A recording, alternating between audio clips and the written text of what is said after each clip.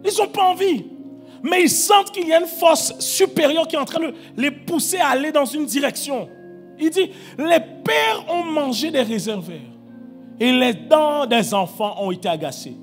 C'est la raison pour laquelle tu dois relever tes challenges de caractère, tes challenges de l'âme, tes challenges de l'émotion, tes challenges au niveau de la chair, tes challenges spirituels. Ne laisse pas des combats pour tes enfants. Remporte le maximum de batailles pour qu'ils puissent naître dans un environnement où ils iront encore plus loin. Décide de ne pas partir de cette terre avec le même caractère pour pouvoir dire, mes enfants, j'ai laissé pour vous un autre héritage. Parce que l'homme de bien laisse un héritage aux enfants de ses enfants. Mais pas seulement un héritage matériel, mais aussi un héritage immatériel. Alors quel héritage immatériel vas-tu laisser pour tes enfants?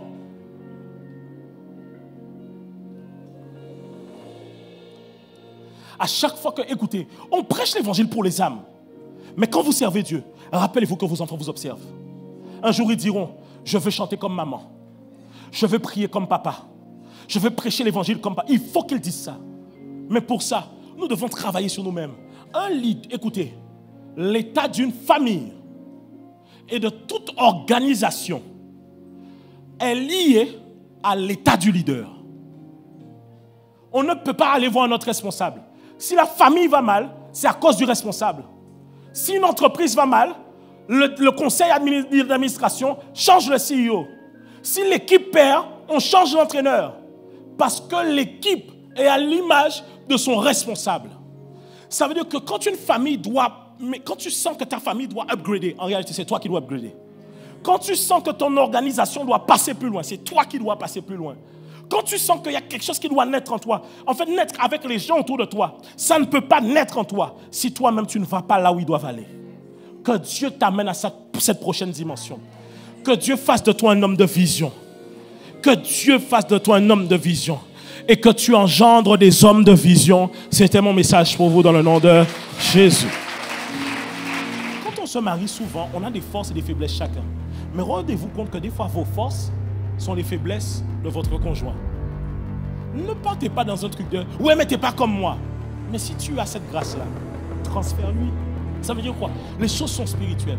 Quand ta femme ne manifeste pas certaines choses, arrête de la critiquer pour ce qu'elle ne manifeste pas. Commence à déclarer sur elle. Prie pour elle. Intercède pour elle. Des fois, vous vivez des choses dans votre foyer, mais vous ne savez pas voir que c'est nous contre le royaume des ténèbres. Et vous commencez à vous voir l'un contre l'autre dans le foyer.